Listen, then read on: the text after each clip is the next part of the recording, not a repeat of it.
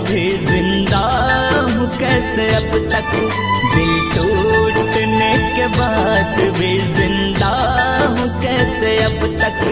आकाश कोई मुझको पहुँचा दे मेरे रब तक, आकाश कोई मुझको पहुँचा दे मेरे रब तक। दिल टूटने के बाद भी जिंदा हूँ कैसे अब तक।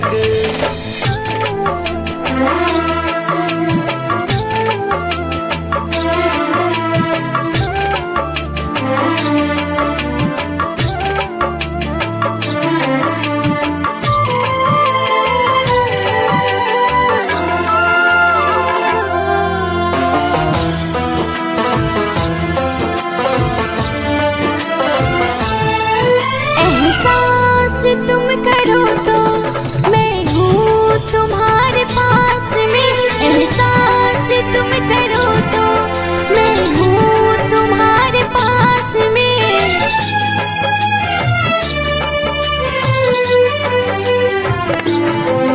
कैसे यकीन करूँ मैं बोलो तुम्हारी बात पे, कैसे यकीन करूँ मैं बोलो तुम्हारी बात पे। साथ छूटने के बाद भी मैं हूँ यहाँ पे अब तक, साथ छूटने के बाद भी मैं हूँ यहाँ पे अब तक।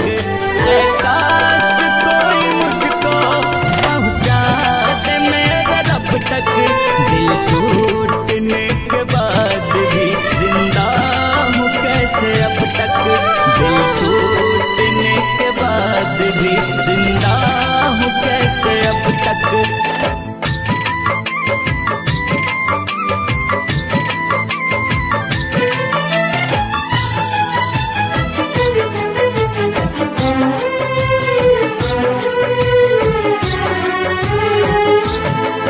रब की यही थी मर्जी, छोड़ी जो मैंने दुनिया।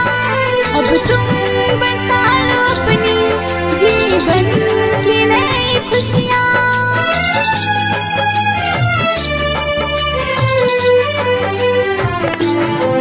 सादाब और गणेश का अब टूट गया सपना, जब तुम नहीं हो मेरे तो कोई नहीं है अपना।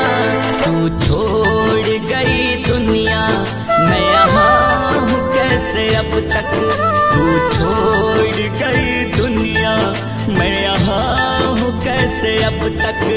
आकाश कोई मुझको पहुँचा